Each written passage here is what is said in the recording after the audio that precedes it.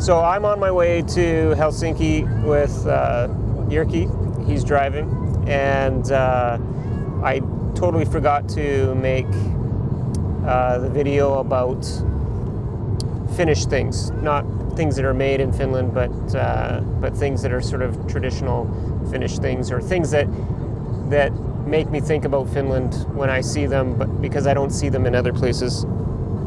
First one I have is this parking tag, and the way that this works is if you're parking somewhere where there isn't a meter where you have to pay, so this is for free parking, and it has a limit to how much time you can park. You have to put this on your dashboard. So what you do is you put on here whatever time you are arriving at. So if, for example, you're there and it's 3:15, you can take it to the nearest.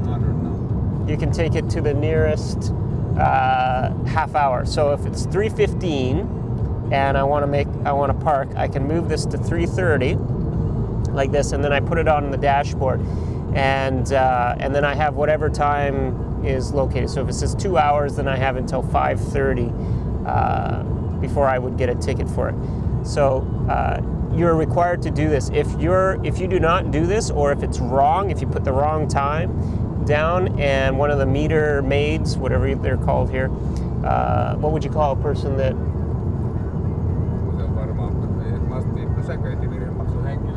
Okay, forget it. Forget it. What?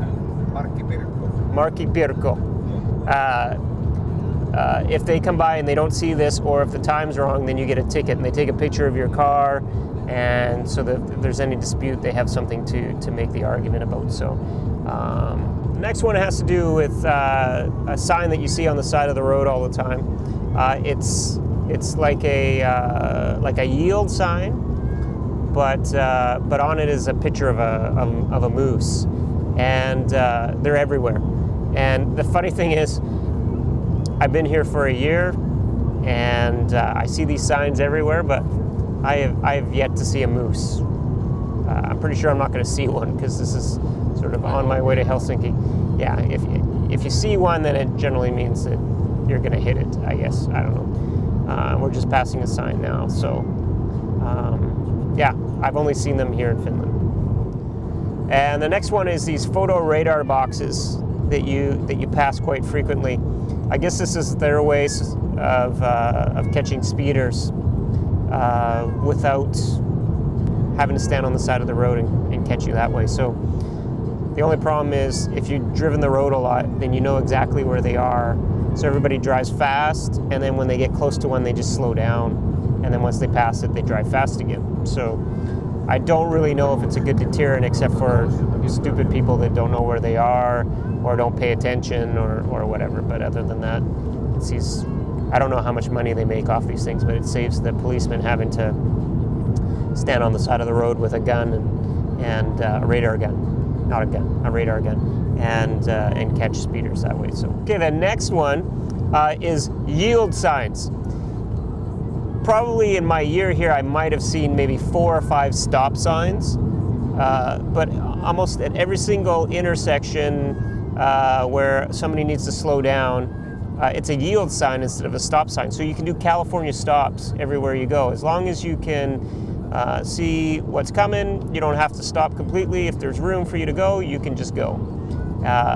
So lots of yield signs, very, very few stop signs. The next one is when you get to a 4-way intersection where they're basically equal thoroughfares. It's not like one is a big road and the other one's a small road. You get to this intersection, and quite often there's not a light. So the way that it works is you have to yield to the car to your right. So as you're driving, you look to your right. You don't have to look to your left. You look to your right, and if there's a car coming, you have to yield to it and allow him to get access through the intersection first. And then after that, then you can go. But it's always yielding to the right. The next one is kind of symbolic of Finland, and that's lakes. There are lakes everywhere. In fact, I'm sure if you got lost in the woods, the one thing that you would not die of is dehydration. Because it rains here, well, definitely this summer, it's rained a lot. But everywhere you go, it's pretty easy to find water. How many lakes are in Finland? They say the land of 10,000 lakes. But, okay, they say it's the land of 10,000 lakes, but the actual number, the Finnish person doesn't know. So how do you expect me to know? If you don't know and you want to know, just go on Wikipedia, because Wikipedia knows everything. So,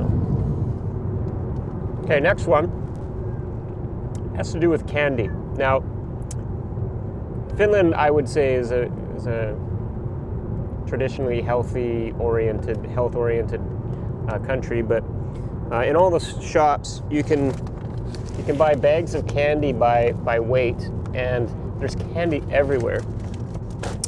And this one particular one is salmiakki. It's like a licorice candy, but very salty. You either love it or you hate it, I think.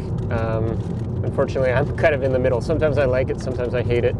You don't want to eat this and then eat something that you actually enjoy, because the flavors kind of get mixed up. It's kind of like having a sour candy and then drinking milk. It kind of leaves a bad taste in your mouth when you try something different. But there's a lot of candy in this country, and so it makes you wonder why people aren't like super obese here, but they're not. So, candy. Okay, I totally forgot to do a couple of other ones that kind of slipped my mind during the whole process of going home. And the first one is doors. All the doors open outwards to the outside. So all the front doors will open to the outside, whereas ours open to the inside. And for the longest time I got really confused on that, because I would try to open the door and just out of habit try to pull on it, and I couldn't get the door open, and it would take me a little bit of time before I would realize that I was kind of being stupid and not realizing that the doors go the other way. So that's another one. And the next one is wildflowers. In the springtime, there were so many wildflowers everywhere, in my backyard, in the front yard, all along the sides of the roads, so many different colors, and it was just beautiful, absolutely beautiful. The next one is these machines that they have in the supermarkets, and actually in some of the gas stations as well. It's a machine for returning your empty bottles.